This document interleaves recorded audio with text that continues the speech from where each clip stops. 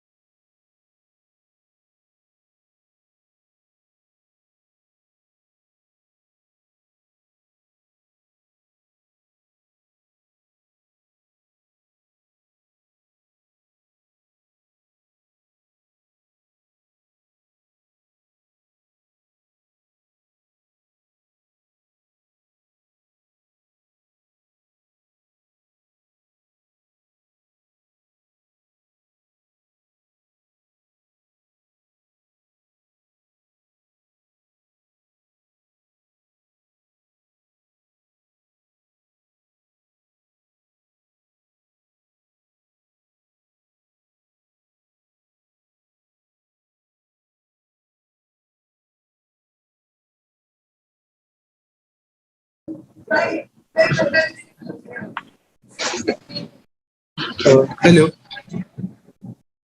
हाँ अमित। हाँ भैया, शायद से फाउंडर्स 5 मिनट में ज्वाइन कर रहे होंगे। ठीक है चलेगा। ठीक है। ये पार्टिसिपेंट्स क्वेश्चन अनम्यूट करके पूछ सकते हैं कि चैट में डालेंगे?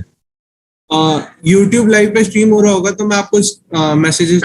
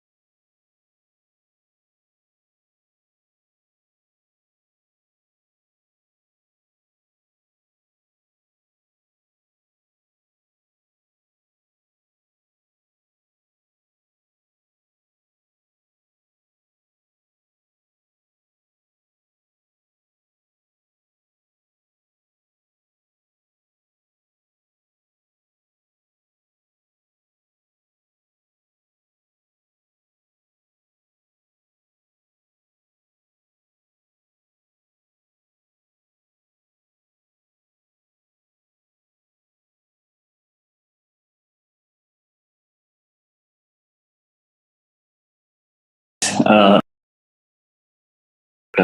MedPiper Technologies. Primarily, what we do is we did YC in Summer 20. We build and provide APIs for digital health platforms. So, what simplifying it is, if you're launching a virtual care platform in India, we can give you APIs which help you connect with doctors, diagnostic labs, clinical partners nationwide, so that you don't have to go and onboard them, spend like $1 million and maybe 6 to 8 months just in scaling up your backend ops. Our APIs solve that problem for you. So we reduce your workload from a matter of 6 to 8 months to a matter of 6 to 8 weeks. That's what we do. We started right when COVID happened, and currently we are a team of about 25 out of Bangalore. I was born in Delhi. I mean, my parents are native is Kerala, but again, like Sarthak all over the place. Delhi, Chennai, some bits in Bombay, then back again in Delhi, and now back to Bangalore. That's awesome. Super nice. Yeah. Who would like to go next? Mehul and Anmol? Sure, I can go ahead. Mehul from BharatX. We basically enable other brands to launch their own pay later or credit feature in a white label manner.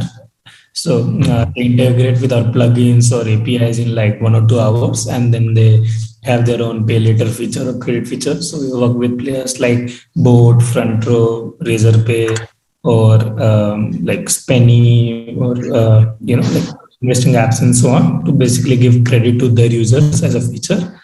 And I'm from the Winter 22 batch, which is the latest that got over like 6 nights back. So that's that. And I originally come from Rajasthan. I grew up in Nepal, and I'm right now in my last year in IIT BHU. Oh, that's awesome. Very nice. Hi, everyone. My name is Anmol. I'm the co-founder and CEO at Docvita. We're a telehealth platform focused on mental health, primarily focusing on Indian expats living abroad, finding therapy services back home.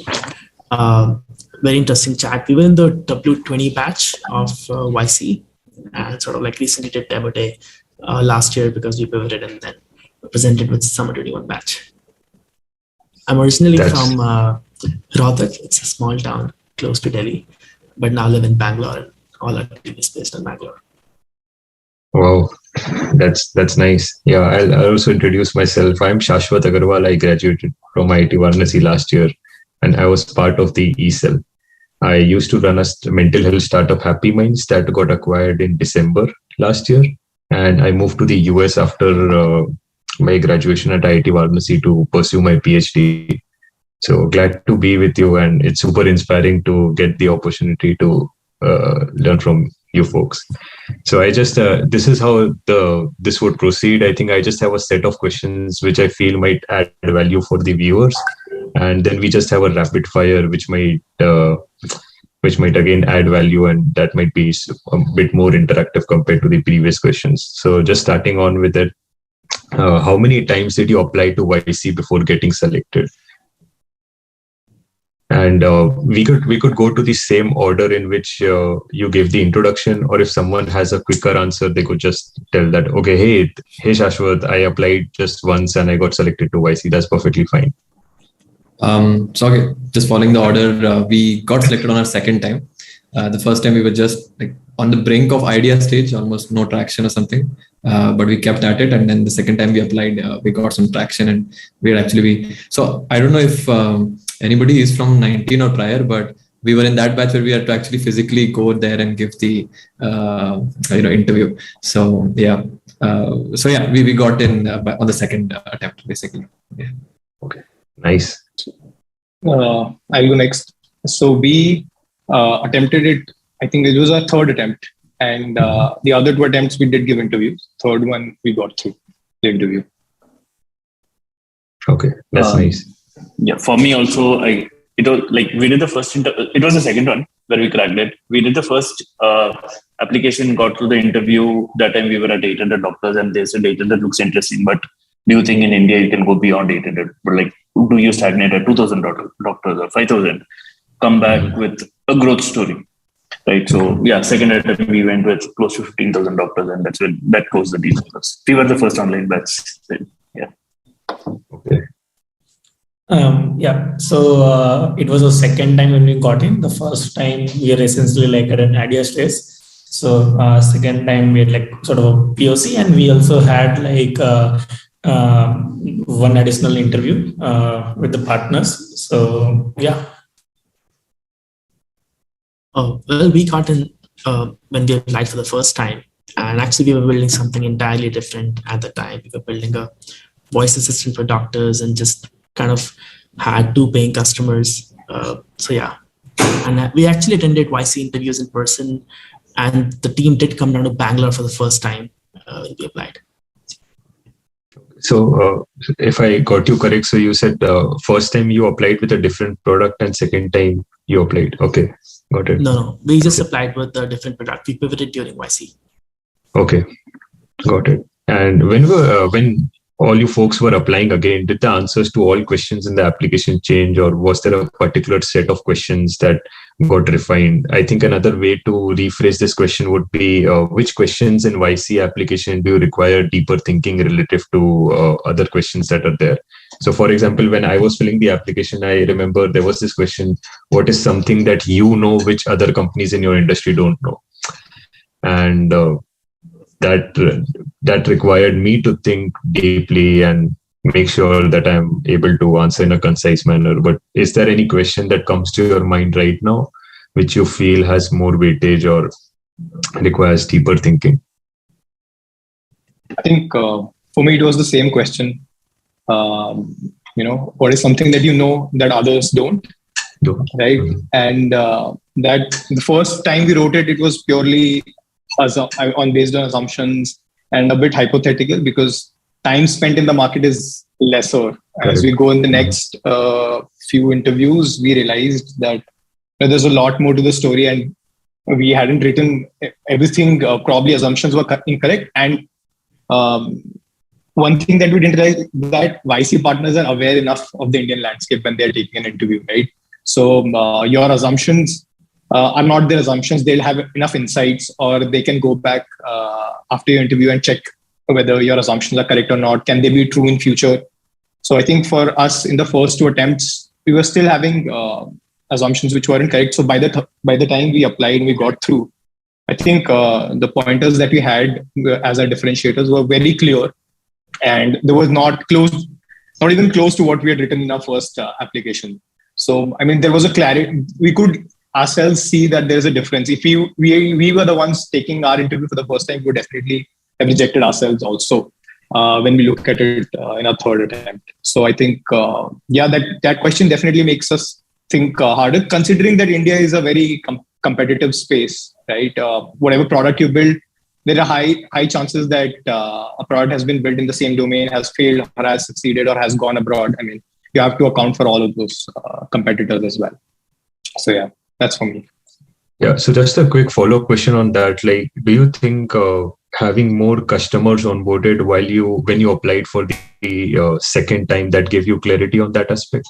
No. Yeah, definitely. So I think we went in for the first interview quite early. We had done a pivot before YC, so we were very early in our the journey that we taken, and we had one POC back then. And the third attempt, which was successful, I think we had 20 paying customers and $60K MRR. So that clarity, that gap was huge, and that definitely helped. Yeah. That sounds nice. And what were the paying customers in year 1 and year 2? Year 1, it was just the POC, right?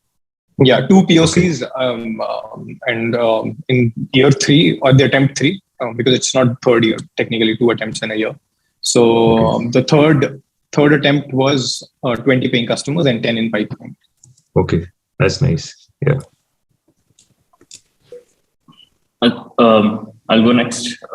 So for us, what finally happened with us for us, the first interview was we had, so it was like an option, like, do you want to, because our takeaway was they were on the fence. So we had Adora, who was one of the YC partners, saying that, okay, these numbers are good.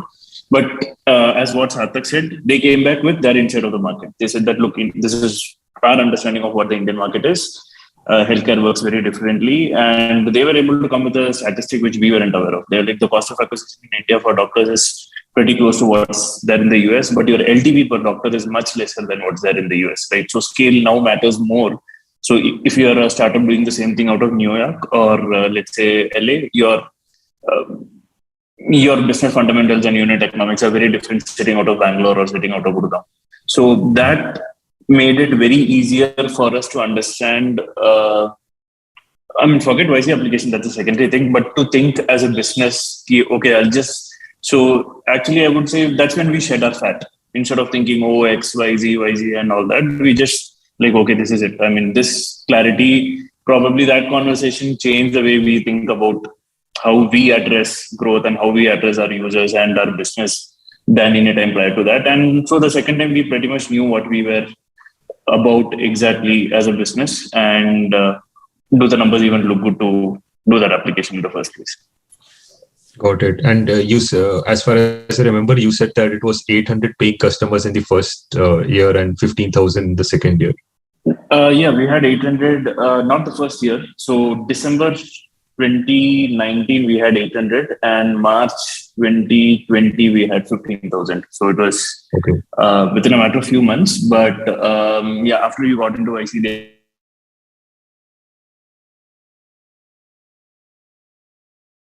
but yeah, that's overall.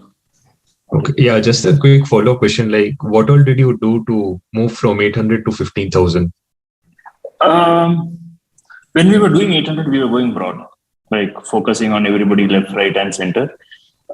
Because then we narrowed down. Primarily, we are in the business of, like, if you're a doctor, my conversation with you is there are 15 platforms trying to reach out to you. Use ours because like most of the guys sit on our platform anyway.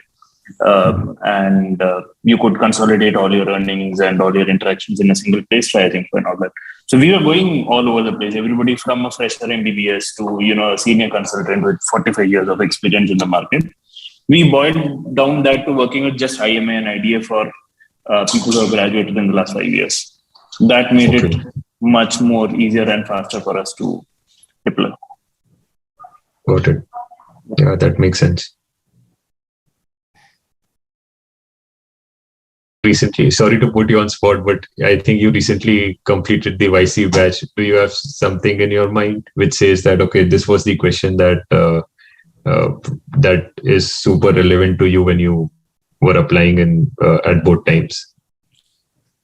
I think like we're basically a credit company at some level. So, and YC is like very less credit companies in the past. So it was more around how do we crack the risk part of it and our insights out of that.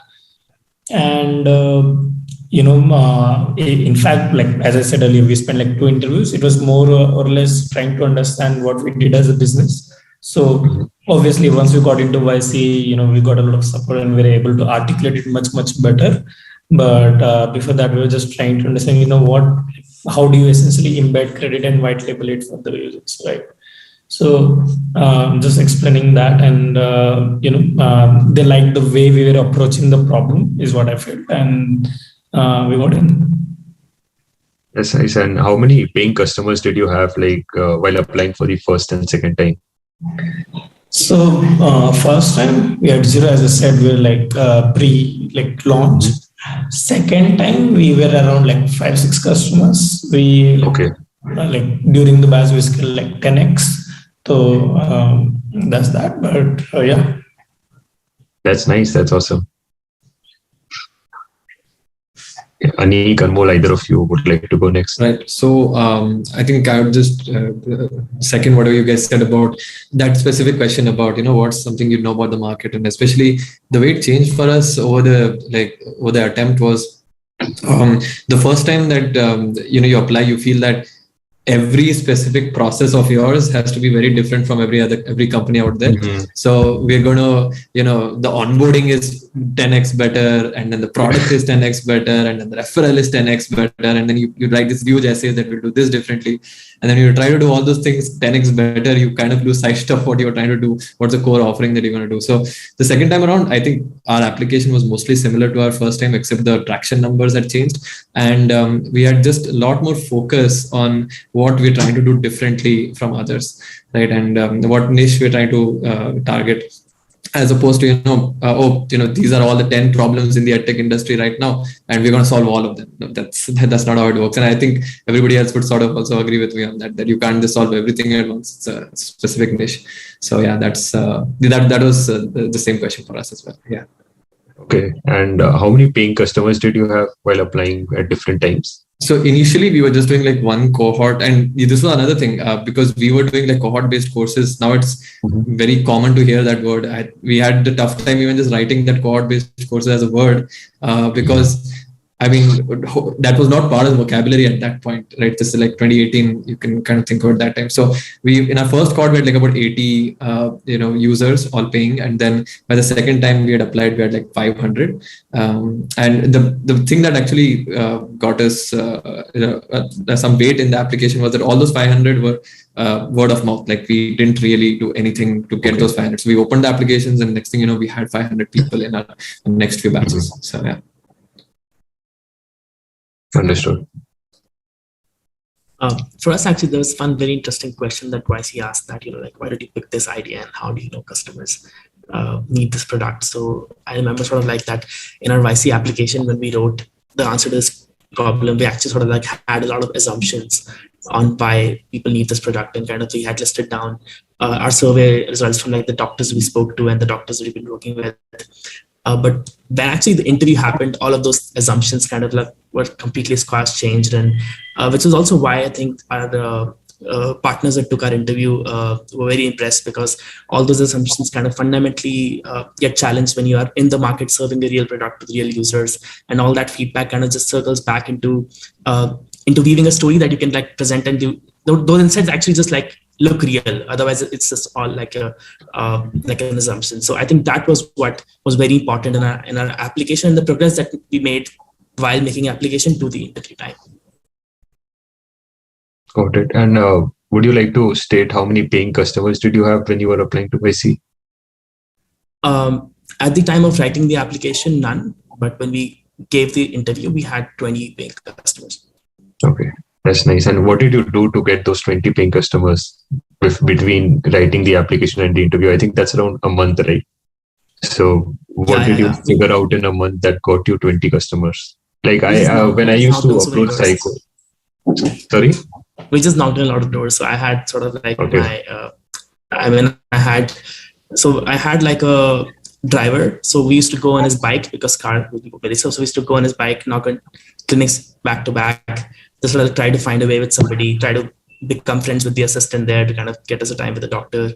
And yeah, I mean, it was like a very cold outreach salesman kind of job. Yeah. So just putting you on the spot, let's say if I'm a doctor, what would you, and you knock my door, what would you tell me right now? I would simply say that we two students are building a voice assistant for you, and we'd love for you to try it out, give us feedback, and kind of if you like the product, would love to kind of like put your clinic on this infrastructure. And then they would be like, yeah, show me how it works. And then they would almost try to prove me wrong, but our product was really good. So they would always sort of like, come back and say, oh, I think this works, like which was very surprising for them because they don't expect it to work. So I think that's how kind of like we had that wow factor. Yeah, like one typical problem that I used to face is that so we were reaching out to psychologists, and the psychologists were very scared to put their existing clients onto a separate app for their management. And there was a catch-22 situation when you are trying to get customers as well as doctors at the same point. So how did you go about tackling that problem? I think healthcare, Anmol, Nitin. I mean, for us, we faced the chicken and egg problem for a very long time, but I feel like we were always very honest with all our partners, because simply if you are a doctor and I'm working with you and I don't give you any consultations in the whole week, you would be like, I don't think this platform works, right? Mm-hmm. And then sort of like if you have patients coming in, booking an appointment with the doctor and doctor is not available, then patient is like, this works, right? So the classic chicken and egg problem. So we addressed it with sort of like being very honest with the doctors. So when we started our telehealth offering, we just simply said that, see, we're starting this out, we're running this experiment, and we'll try to have a really good, healthy case flow for you. And our pitch was very simple, that fundamentally we want to work with limited number of partners. We're not trying to build another marketplace. We want to like have the trusted relationships here. So I think that kind of like cut it, that, being very honest upfront and just setting the expectation very low. And then when we figured out how to get patients on the platform, that expectation kind of just, we beat all that. And we formed like a very trusted relationship in the market. Then we got word of mouth referrals for others to join. Understood. That makes sense. For us, I think it was much more. I guess the advantage we had is we were not going and telling doctors we come between you and your patients. We were just going in and saying, this is what your calendar looks like today, and we would try to improve your calendar a little bit in terms of engagement, so that which means the needle moves in terms of the total payouts that you get. When we were doing YC, because we did not have our first product was actually a WhatsApp group and then a Telegram group, both of which were paid. But the way we priced it was the first locum job that they got, they make the money back, right? And we used to give every doctor at that time at least 4 to 5 locum opportunity visibility a week. So the ROI was very clear for them. And once we came with the digital health, today I think the way doctors look at it is like one of our largest API users today is Tata Health. So the volume of, I just have to show them that yes, I am optimizing your calendar, showing you the total number of opportunities available. It's up to them if they pick it or not. But as long as that, earlier what Anik said, optimizing for onboarding, optimizing, did all that and realize that what the amount of, unnecessary load that you take. And then you realize when you meet with your doctors that they don't really give a damn about what you spend the last 2 or 3 weeks on, right? So yeah, we still use WhatsApp and Telegram for a lot of our end user engagement, but our conversations were a little bit more simpler in the sense that for us also, we knew if they're an interesting user, if they spend time on the platform, because then they would take more engagements.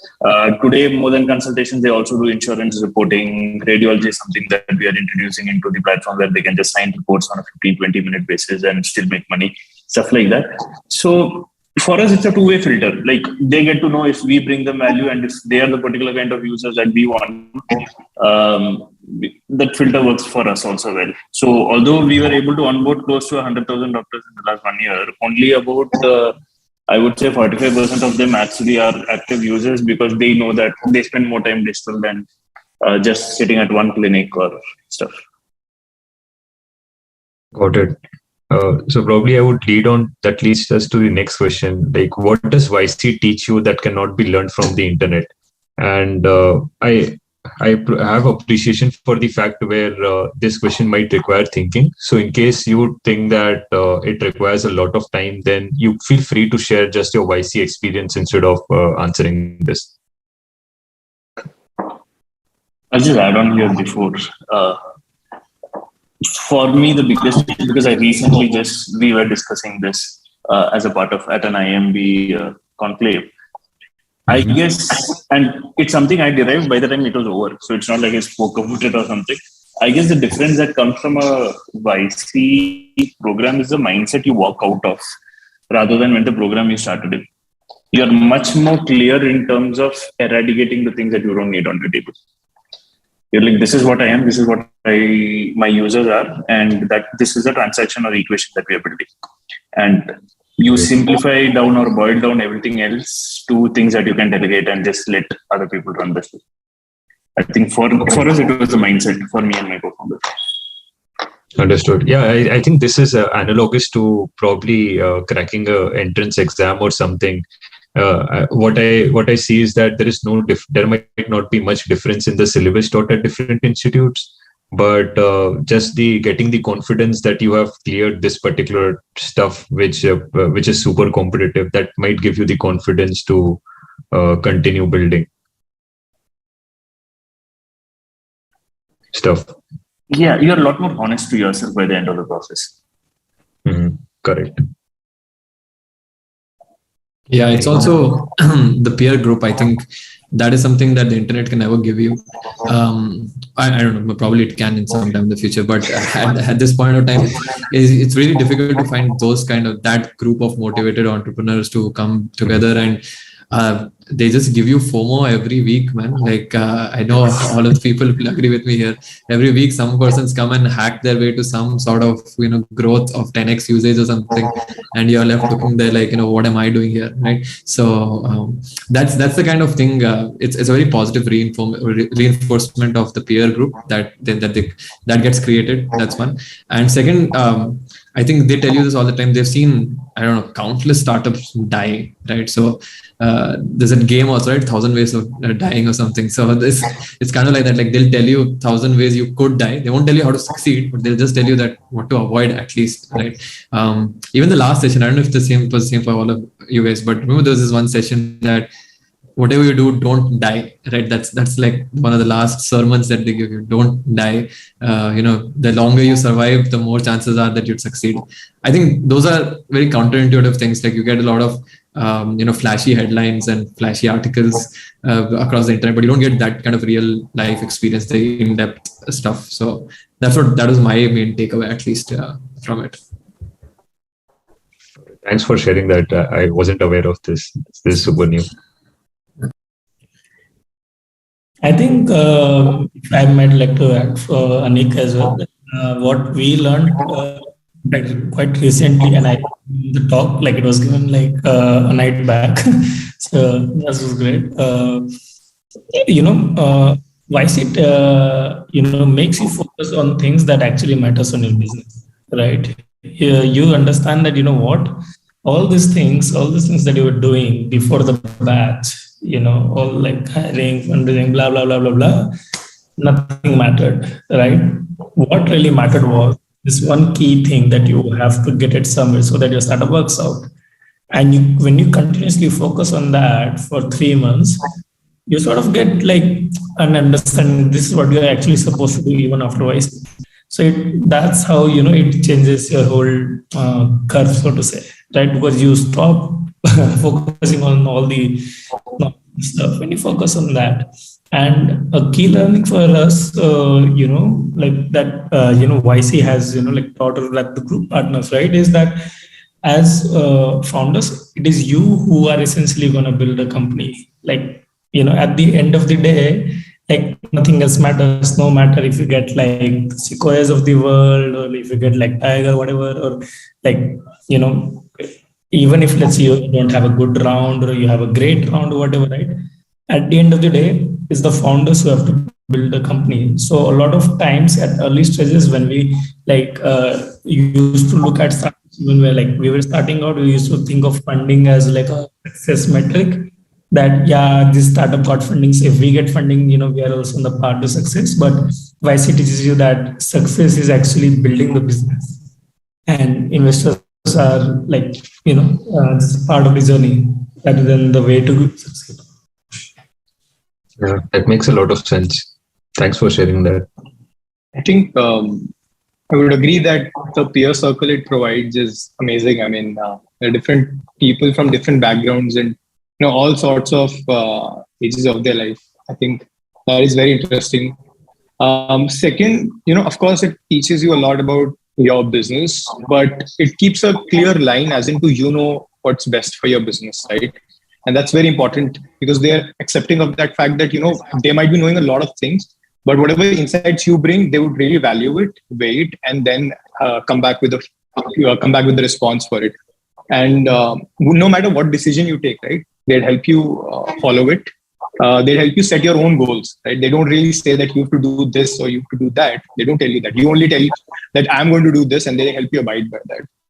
I think that really helps. Plus, they have sessions around co-founder relationship management as well. Your own mental health, and those other sessions are very helpful because you can make business with or without YC. We've all seen that. But what are the hardships? What are other things that these founders have gone through? And not founders. These are founders who've been doing business since 10 years, 15 years or more now, right? When Michael Siebel comes, he founded Twitch, which was back in mid 2000s. Right? So his experience from that point, from 2005, 2006 to 2022, I think that's a lot of experience, not just in business, but also how some things are constant if a startup is being built in 2010 or 2020. right? The co-founder relations or the team management, the hiring, how you put yourself out, the PR and everything. So these things remain constant, and that is also something that's very helpful when YC tells you, considering the exposure that they're giving. And third, of course, I think all of us will totally agree is book face. That you cannot get on the internet, and that's like a treasure. I mean, that's like treasure from founders. I mean, Airbnb founders or Coinbase founders, content that they've created all this while, the questions that they've posted, the response that they've given. YC's own handbook. I think Bookface is one thing that you obviously cannot find on the internet, but is the most precious thing which stays with you even after you've left YC. So I think those are three things for me. That's awesome.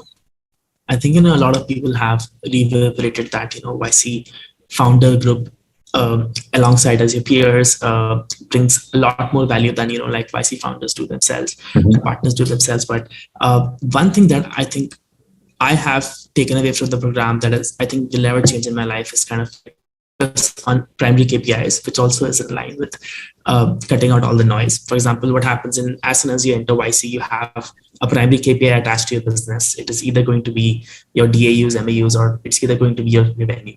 And for most companies, it's the revenue, right? So the real proof of the pudding lies in when the customer is actually paying you money to use your services. So for us, actually, a lot of the focus pre-YC was not on revenue. And when we sort of really started focusing on our primary KPI and kind of moving it week on week, tracking it week on week, that automatically led to that customer obsession, not only with me and my co-founder, but with the rest of the team as well. And kind of everybody aligned on the same thing at all times, which also kind of helps us filter out the noise. Because in those 3 months, nothing else matters. You have to make progress on your primary KPI. So I think that whole framework of looking at things is incredibly powerful. And sort of approaching that only primary KPI and increasing it week on week is something sort of that helps everybody prioritize what they want to do next. So that's one thing that I think that fundamentally changed the way we used to do things. That makes sense. Yeah, these were really good insights. I also wasn't aware of so many things which make a lot of sense. The next two questions are super short. So typically, how should the equity be split among the founding team? And how much equity should be diluted during seed round? And what's the token amount of seed round in your industry? So you can take your example. So if you are two founders, what's the equity split among you folks? It's equal for us. Okay. So it's 50-50? Okay. And did you, if you raised any round, how much, so both of the equities get diluted? How do you go about that? Yes. So essentially, the way a round is raised, basically you have some shares in the company. When you accept new capital, additional shares get issued, and both me and my co-founder get diluted by the same percentage. And then carved out for our employees. So that also came out of equally from me and my co-founder's equity bucket. Okay, got it. Is it the same for everyone else? Yeah, pretty much the same. Yeah. Okay. Yeah. And I mean,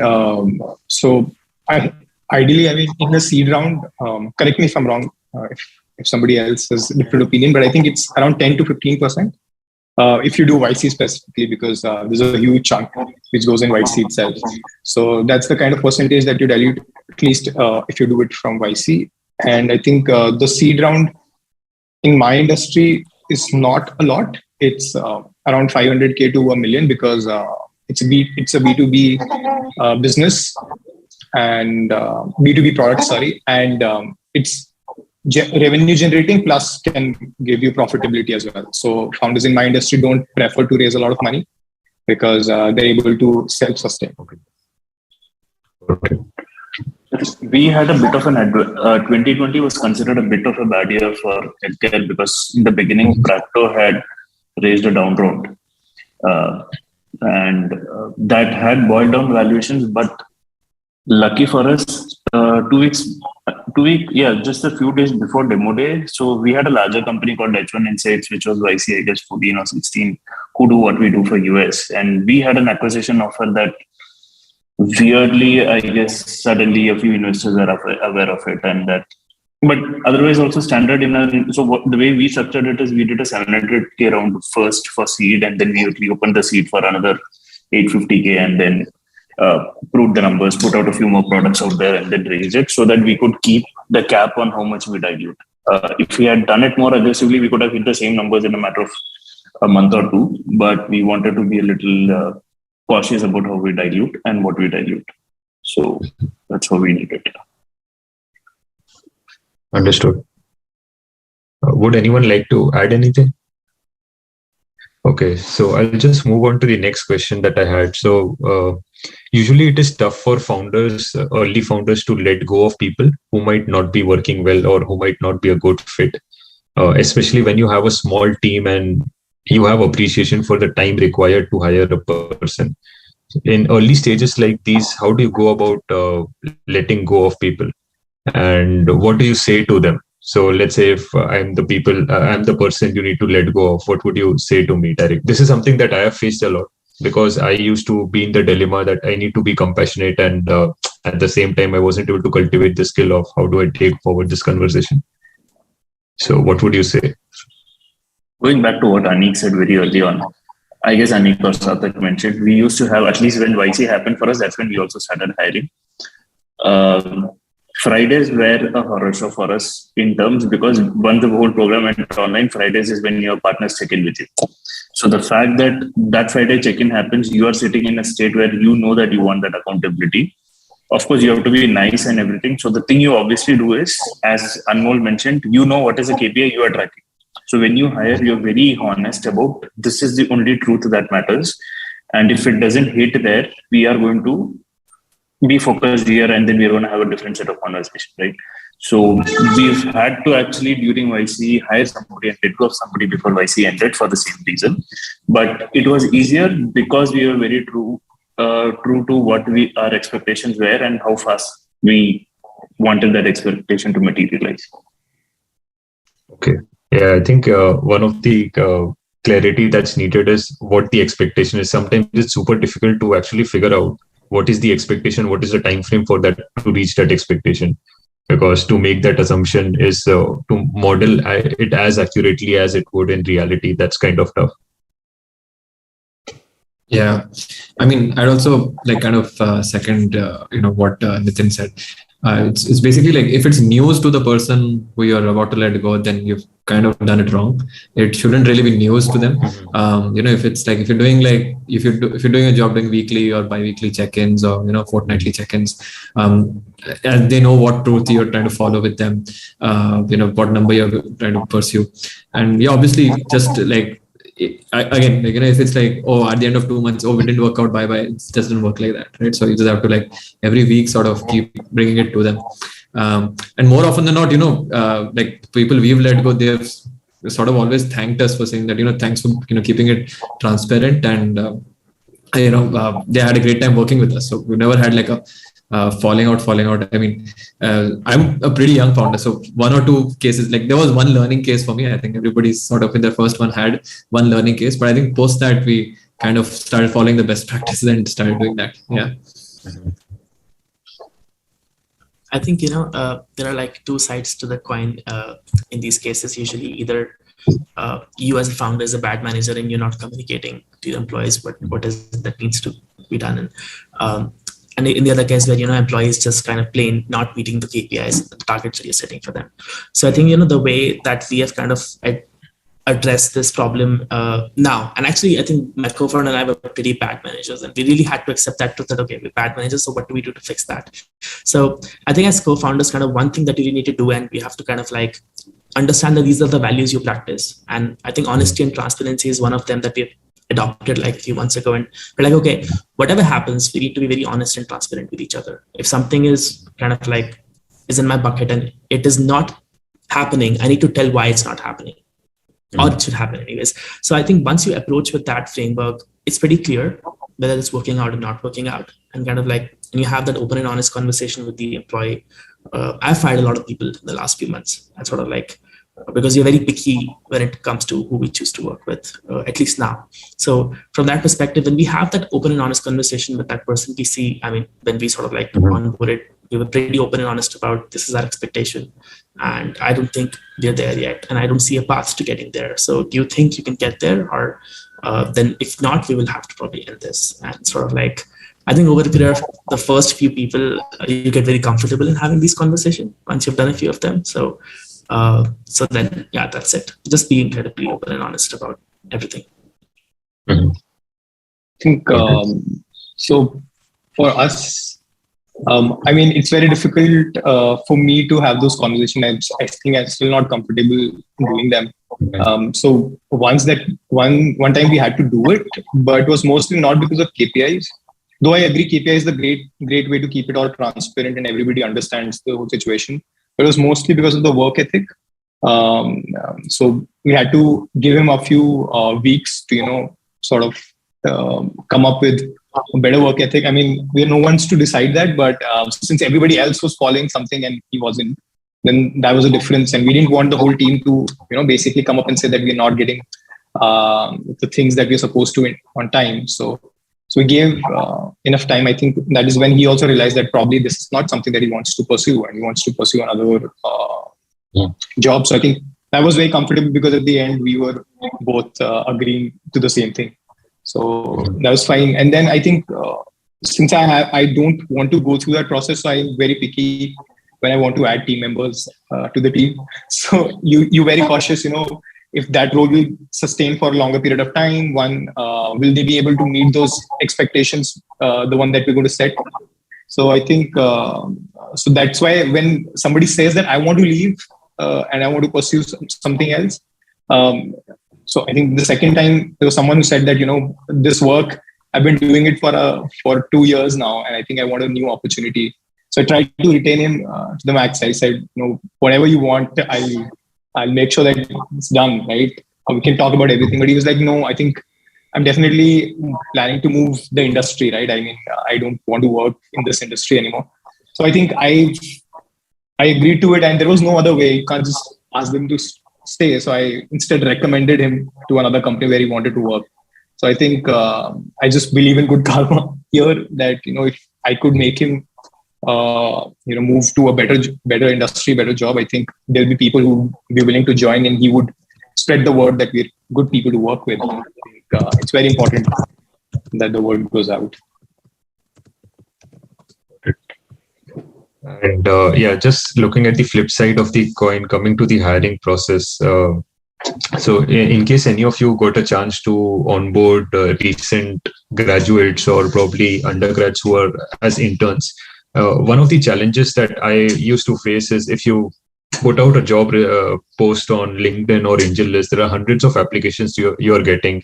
And since there are hundreds of opportunities to participate in hackathons and competitions, all resumes have some or the other hackathon or competition. So personally, for me, when I was hiring, I didn't used to feel honest about that, because it was very tough to decide that, okay, which is the person I need to onboard just based on the resume. How do you do the first shortlisting process? But later on, I figured out some specific things which I could look at. Was there any specific thing you would look out in your resume apart from the institute and other stuff? And post that, in the hiring process, is there any question that you have figured out on your own which makes the answer to that make sense, whether you would like to onboard that person or not?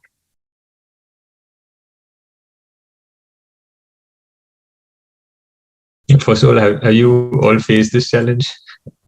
Or am I the only one who faced it?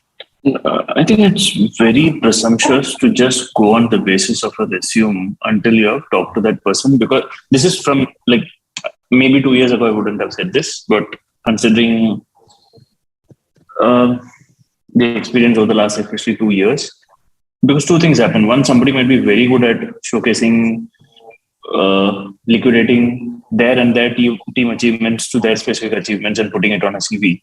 And until you sit with them, have a long conversation, break down in terms of how did you get from X to Y, you could be lost, right? downside is you as a founder will be investing a lot of time in founder interviews, but I don't think that's an easy way to it. There might be another set of people who that I have primarily seen in performance incentive-based roles, especially sales or outreaches. They might just stick to I did X, I did Y, I did X, I did Y, but they might have already developed a team. They might have very good network relations on the ground. So until you sit and talk with them, you have a bit of bias. And again, you yourself come from a place of bias when you're reading a CV, because you, in your mind, you're thinking you're looking for only certain specific things, right? So, yeah, as much as the time you invest in a CV, spend a fair amount of time in at least talking to so have a very strict parameter in terms of the CVs that you will shortlist for.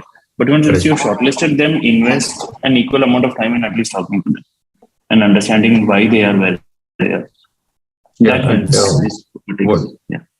And what are the parameters that you do the shortlisting of the CVs? I mean, it's a work in progress. I'm not sure it's the right thing to do later or not. One of the things I've realized for me personally, it's not a bias, and I hope this call is not recorded, but we just learned the hard way, never hire from post-Series A companies. It could be, especially in marketing or in performance marketing kind of roles, because they come with like how much you've raised in funds, they just spent on a marketing budget, right? And they're sitting on those expensive tools and resources. They could have built, acquisition funnel that has like 60,000 leads being generated a week. But the expectation that they come in is, I have the resources ready for this.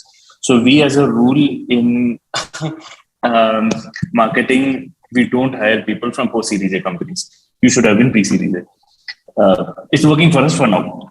So that's, I know that's not the exact answer, but for now, that's an approach that's working.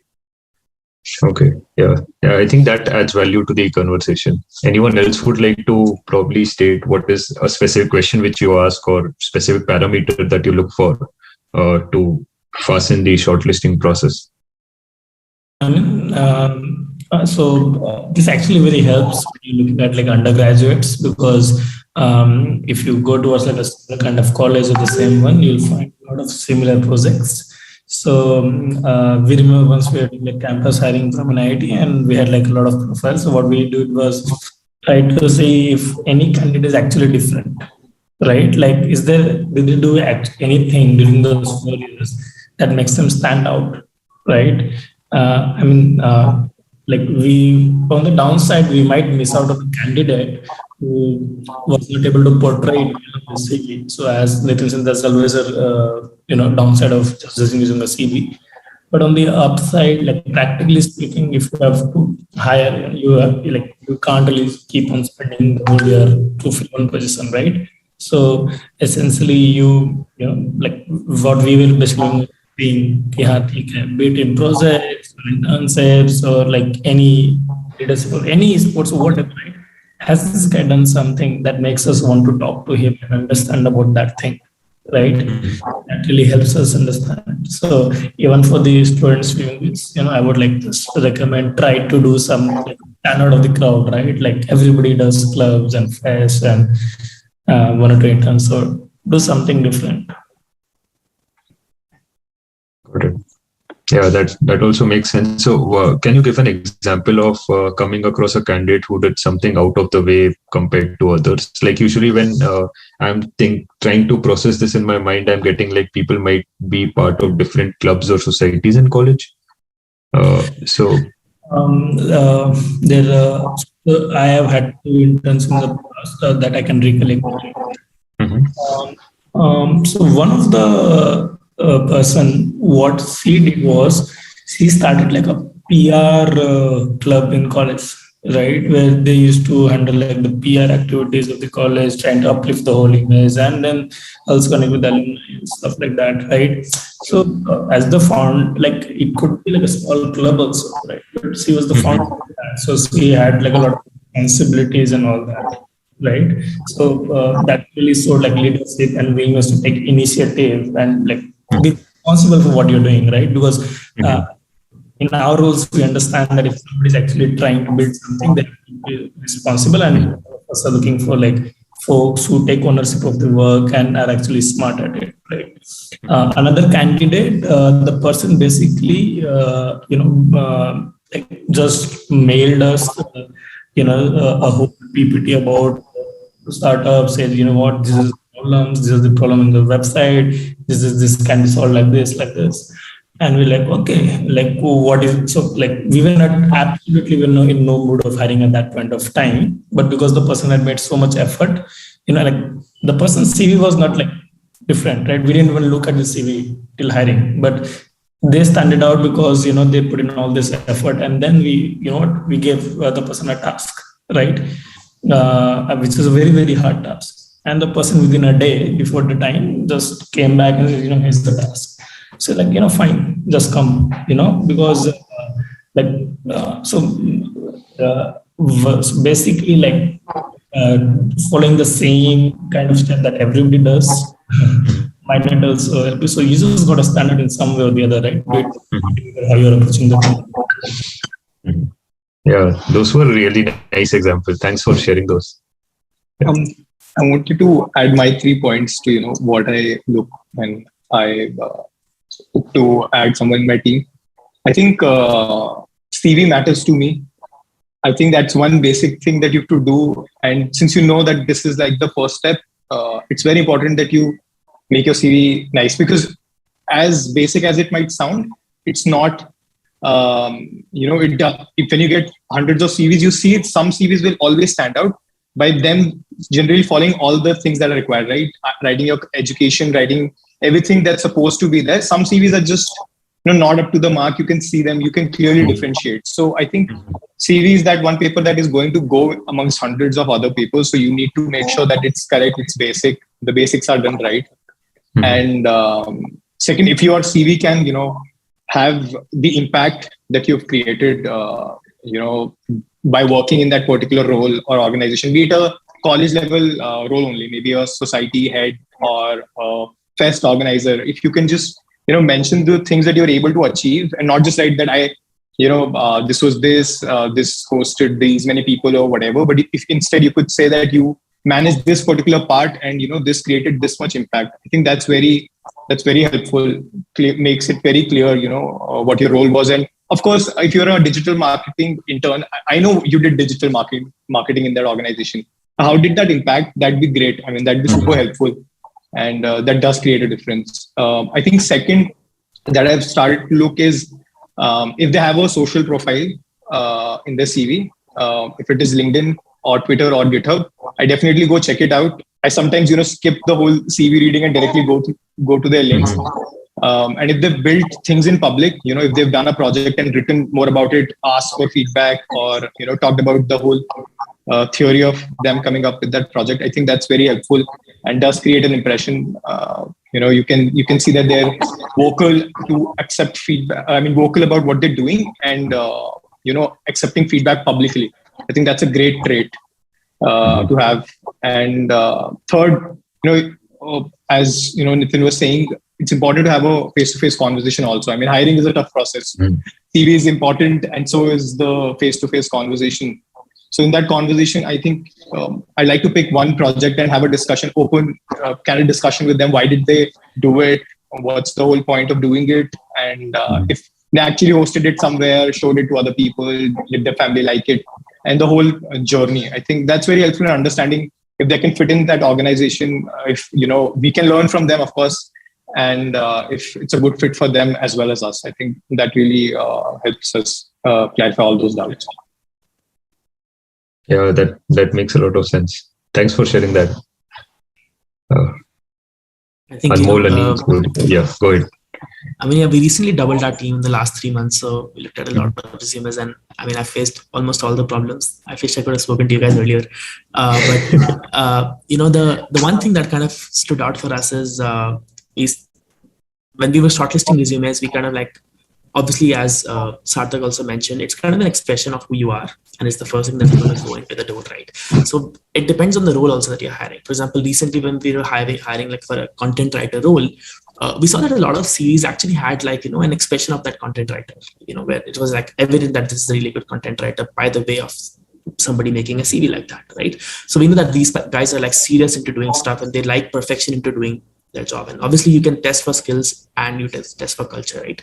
So from that sense, I feel like, when you are doing a deep dive into a CV of somebody, right, it's kind of like just by way of which role you're hiring for, there should be an expression of that role into that kind of CV. And that's abundantly clear the moment you start screening a couple of them, and it becomes obviously in-person interaction is very important. And when we do take intro, we actually are like a little bit counterintuitive in our approach, in the sense we only take 15-minute interviews. So I've never gone more than 15 minutes on a call with a candidate when I'm trying to hire them, which kind of like gives me a chance to break ice with the candidate and kind of just get real. So in the call, if I'm asking a question and the client is like, and the candidate is deviating from the question because some people just like to talk a lot, and I just simply stop them and say, I'm sorry, we don't have a lot of time, and this is the only question that's sort of like asked. Can you sort of like just answer this question?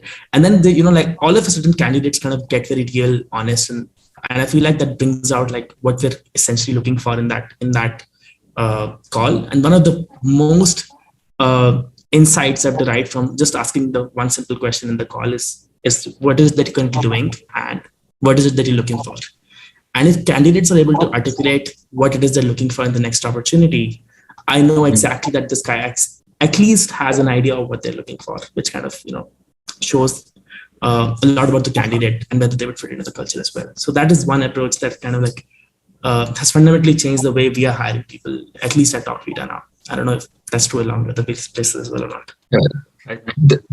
Yes, Arthur, go ahead. Sorry, you wanted to say something. I just wanted to say, the short conversation that Anmol was talking about is, I think YC also, the YC interview is pretty much like that. Very short, very crisp, no deviation. I think that's very helpful. That would be helping you in abundance, Anmol.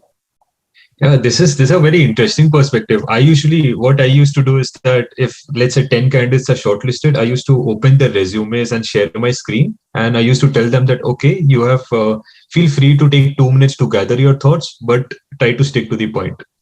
And that worked out well for me. That's one of the things. But I think, Anmol, your strategy also makes a lot of sense, giving 15 minutes and just reminding them when someone is deviating. Yeah, I mean, I am a little bit funny on the calls as well. I usually just simply ask them, do you remember what you've written in hobbies in your resume? And most people don't remember. Yeah. So that kind of just helps lighten the mood and kind of like just get real and get to know each other. Yeah, that's a good icebreaker. Thanks for sharing that. Yeah, feel free to, anyone has examples like these, feel free to share, because I think this is the only opportunity where we get to learn about these examples. So just one shameless plug over here is if any freshers are watching or something, we do like a whole set of resume review sessions on our YouTube channel. So if any freshers end up watching this, just go ahead and check that out. And yeah, I mean, hobbies, I've had people like not being able to spell their hobby for naming the hobby. So yeah, but I mean, just in the hiring process, we put a lot of premium on practical, and like, are you going to be able to come in and do what you say you're good at, right? Because there's no time in a startup, like we would want this yesterday, right? So there's no time for you to come in and experiment for a good 3 weeks, 4 weeks, have your own onboarding process of, learning and so on. Like one of my engineers left our company, and then I was asking him, how's your new company going? It's like, it's all good. And I said, okay, when are you going to work on a feature? And so I think, but yeah, that's a luxury you have when you're a big company. So yeah, just premium on practical experience. And that's what, so my take on CV is a little bit different, but I try to continuously do is look at the CV and try to see, is there any proof of some practical experience, some project, something. So even if the formatting is off, even if something's off, a lot of these diamonds in the rough are not good at formatting the resume, are not good at, writing the correct English and so on. But if they've actually had some interesting project or interesting output, I'd want to get on a call with them and understand if they've actually done it or not, right? And many times they have not, at which point that's the price you pay for, giving a benefit of doubt. But many times you do, and you realize that this guy is like, we had a classic case. There was a literate student, and he hadn't even completed his literature degree. He ended up being with us for a long time and building essentially an entire front end, simply because he was getting passed up by a lot of other companies because he doesn't have a tech background. And but I saw the projects he's done, and he was able to demonstrate it in the technical challenges as well. So you have those diamonds in the rough always. I mean, if you just put a lot of premium on the practical output. Yeah, that makes sense. I was really, I think I got goosebumps after looking at, after hearing the literature example. Thanks for sharing that. That was nice. So I just have one last question and a rapid fire round. And moving on to the last question, my question is: team conflicts arise, and there are a lot of hardships one faces while building stuff. What is the approach you use to resolve conflicts, and what perspective keeps you going during hardships? So, for example, there was, I usually, there were many quotes that are taught to us during first standard or second standard, but probably I think I gained appreciation for those quotes when I was building Happy Minds. And there was this one quote which I came across that, which is told by Bill Bradley, who's a basketball player, that when you are not practicing, someone somewhere is practicing. And when you meet him, he will win. And quotes like these, or honesty is the best policy, I think full appreciation of this comes when as you advance in life. So has there any quote been which is your probably you gained much more appreciation for that as you were building your stuff? Yeah, sorry for asking deep questions. I'm also moderating for the first time, so I don't know probably what are the level of deepness the question should be, but I'm trying my best, and we could always skip this question in case it requires deep thinking and move on to the rapid fire. So feel free to just say that, hey Shashwat, can we move on to the next one? That's something we could do. I mean, I would probably a tangential point here is if you are not specifically on conflicts, but just understanding the different working styles of everyone. One of the temptations that you have as a founder is, I wish everybody was just like me and as motivated as me, as good as me at this thing. I wish I could just clone myself and then put them at this role and then we'd get it right. That's not going to happen ever. And you need different people and different perspectives all the time. But with different perspectives come different working styles as well. I'm a very writing oriented, checklist oriented person. My co-founder is not specifically like that. He's more big picture, vision, those kind of things. And then we have a lot of teammates in between in different places. And, especially when everything went remote, for me, it was just second nature. Just, okay, I used to write checklists in the office. I just going to do that right now online. Not everybody takes to it that way. A lot of people require that, a good 1 hour meeting, 30 minutes meeting to warm up and figure out what they're going to do. Right. So, to get the most out of them, you have to be a different person or, tap a different side. I think that takes some sort of learning and takes a lot of introspection as well. So I think just identifying the different working styles has really helped.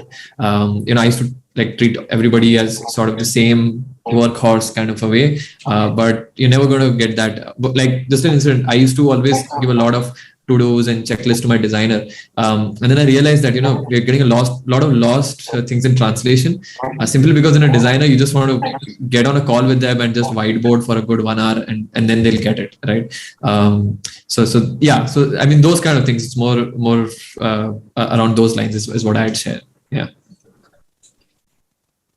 That also makes sense. I'll plus one on what Anik said. Plus, generally, at least in the early days, I think conflict arises because there are people in the organization and they believe that either a person or a different set of priorities in the way of their goal, which you probably had together decided that this is going to be the goal for you. So if you can have that conversation where you break it down into what is it and why those particular, worst case scenario is the person is not able to execute it for reasons that are completely personal or because of, let's say, XYZ reasons that cannot be attributed to anybody in the company or any process happening in the company. But 99% of the cases, it is something where it is either a miscommunication or it is an assumption on the behalf of somebody assuming that this is what is being said or this is what is being done, or my goals are not taking priority in seeing the light of the day. So if that can be boiled down, then Yeah, just keep an eye out, because one of the things you cannot afford to do is let them boil for a while and then come back to it when shit's hit the fan. So have with the stuff like that. Mhm. Got it. Yeah, that makes sense. Thanks for sharing that. You folks have any other insights? Mehul, Sarthak, Anmol? No pressure. So in case we could just move on to the rapid fire round in case it requires more time. That's perfectly fine. So just give me an indication. We should move ahead or we should wait. Now, I have a very, very short answer to this. I mean, Go ahead. usually, Thanks. in most cases, it's, as like previously has been said also, it's mostly miscommunication. And when you actually start communicating, people really want the same thing. And sort of like, there's like putting it in different words, like, no, this is correct. So I think mostly sort of like, if you can sort of like just see through the noise and just say like, just be real, tell me what it is that you want, right? And what is it like you actually meant to say? And then when you start articulating things in words, so like, for example, we have this thing that actually we learned during YC from Michael, that when you're doing a product meeting, obviously everybody wants different things to get shipped this week, right? And then you kind of note down everybody's ideas. So we do this in Notion now, where we note down everybody's ideas during a Zoom call and Notion board, so everybody feels heard. And if two people kind of want different things, and kind of like there's an absolute simple like reasoning on kind of like what impact will this have on the primary KPI. So it's just going back to that, and usually sort of like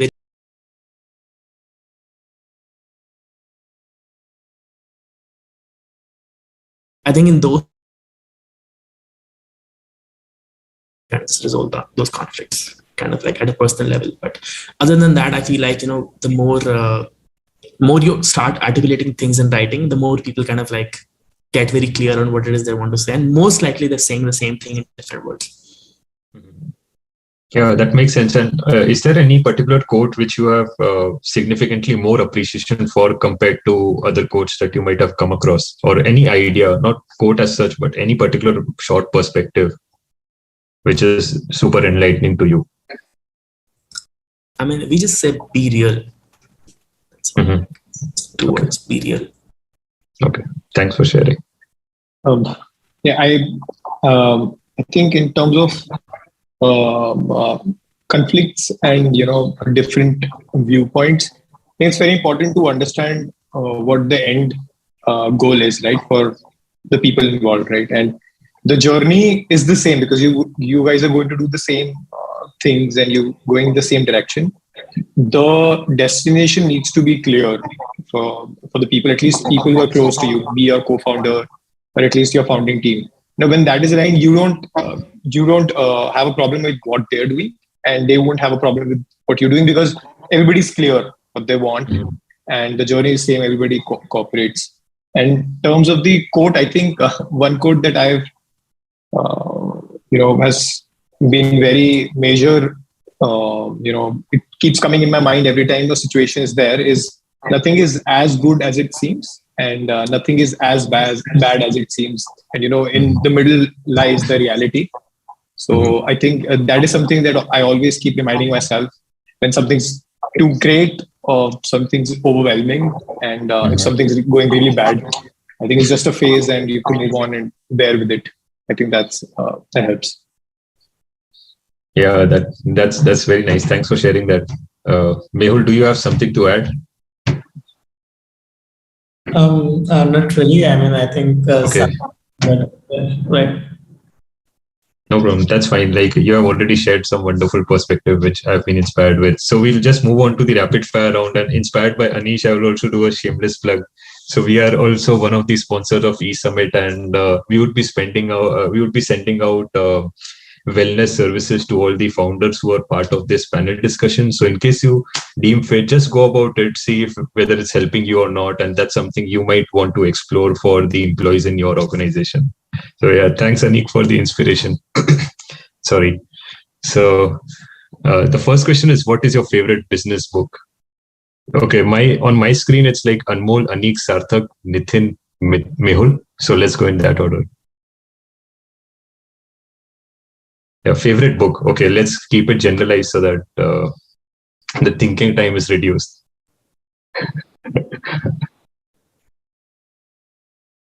Are you trying to? You would have to call out the names. I think I didn't remember the order. Okay, okay. Sorry. So I'll just call out. Anmol, would you like to go ahead? Yeah, my favorite book is 15 Commitments of Conscious Leadership. Okay, that's nice. Anik, what about you? Hard Things About Hard Things. Ben Thanks. Horowitz. Yeah. Sarthak? It's How I Almost Blew It by Siddharth Rao. Okay, thanks. Nitin?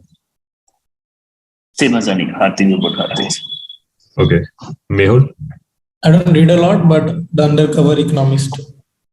Okay, thanks for sharing this. And how many books do you typically read a year, and how much would you like to read a year? Anmol, starting with you. I'm only able to do one every month. Okay. I think. And how much would you want to do? Probably like 3 or 4. Okay, got it. Thanks. Anik? Yeah, I'm at like 1 in 45 days or so. I'd like to get once in a month first, and then probably twice. Yeah. That's nice. Sarthak, what about you? It's 1 in a quarter for now. And I think what Anmol is doing is where I want to be, 1 book in a month. Okay. So Anmol is the benchmark right now. Nitin, go ahead. Yeah, I would love to get to 1 book a month. Right now, I use them like reference books. Just go and not even finish until I have a need. Okay. Mehul, what about you? Yeah, you mentioned you you read less, but what is the number of books you would like to read? And I would like to have like anywhere where these guys are, like anything. Okay. Yeah, thanks for sharing that and being honest. Yeah. One thing that helped me practice the art of book reading is that I usually started with books that are 140 pages in length, and I used to read 20 pages a day. And I used to maintain this folder, books I've read. So any book that I read, I used to drag it out and put that on that folder. So that helped me measure if I'm having that habit. And 20 pages a day is like 140 pages. You have completed that in a week. So that helped me cultivate that perspective in case it helps any of you guys achieve your goal. Second is there a CEO you follow or study about? Starting with Anmol. I'm not very active on social media. Okay. Is there any particular businessman you look up to that इसके तरह बनना है, इनके तरह बनना है, काफी सही है? Yeah, I mean, if you would put anybody in the benchmark, I think sort of like probably Ratan Tata would be sort of like gold standard for me. Yeah, families, it's your entire family looks up to him, and as a child, that's the first businessman you hear about. Yeah, that was true in my case as well.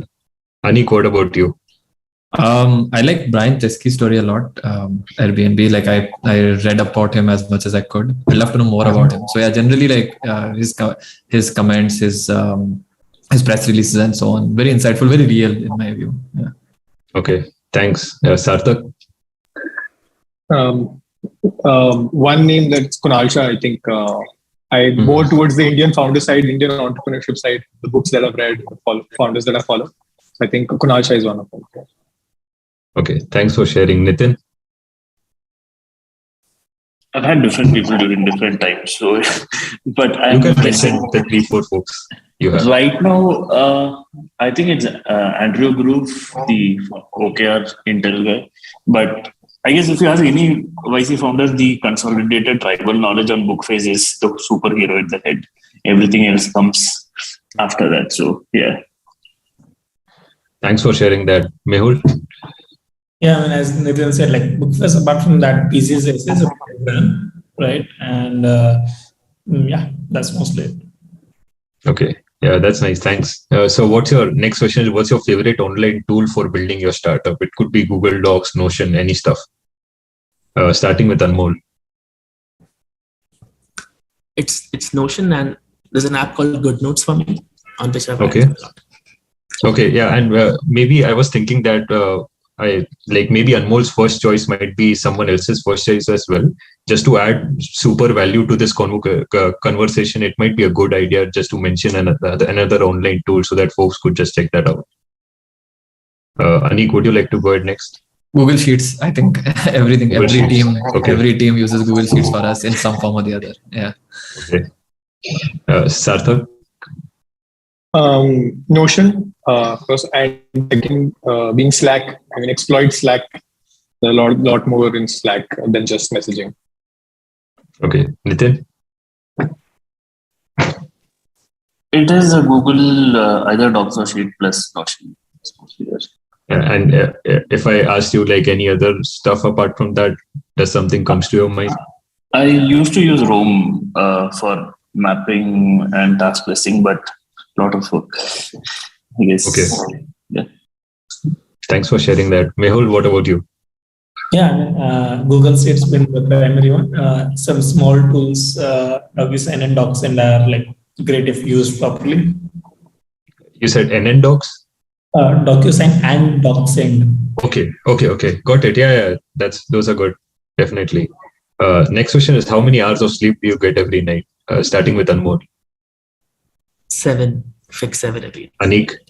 Yeah, same 7. Yeah. Is it same for everyone?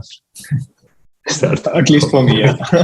Wow, that's awesome. That's super cool. Yeah, I have usually heard people answer comparatively less number of hours and more number of hours as well. But I think 7 is a very good lifestyle to maintain. Final question: what is one sentence you would tell your freshman self? Yeah, sorry, Mehul. That might be super new for you since you are in your final year, but probably when you were in your first year, what would you tell yourself? Yeah, starting with Anmol.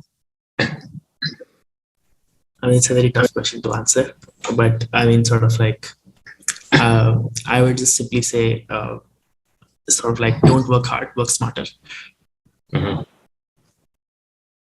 Yeah, kind of similar. I mean, instead of like trying 100 different things and leaving them, just try 10 things, but go a little deeper, right? So I did a lot of random stuff, but didn't really explore. If I explored even one of them, would have been more worthwhile. So just explore a little bit more than I did. That's all.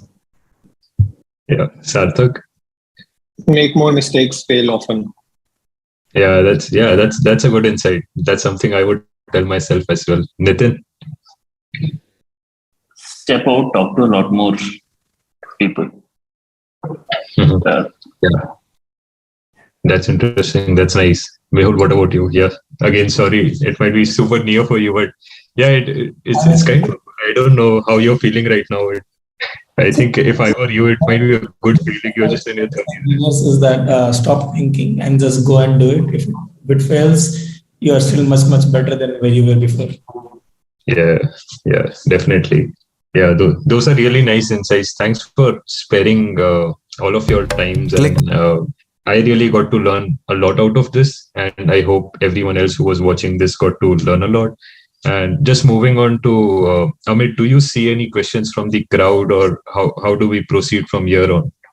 Or if you guys have any thoughts or perspectives you would like to share finally, or talk about your product, that's something we could do. Or in case there are questions out there, that we could address those questions first.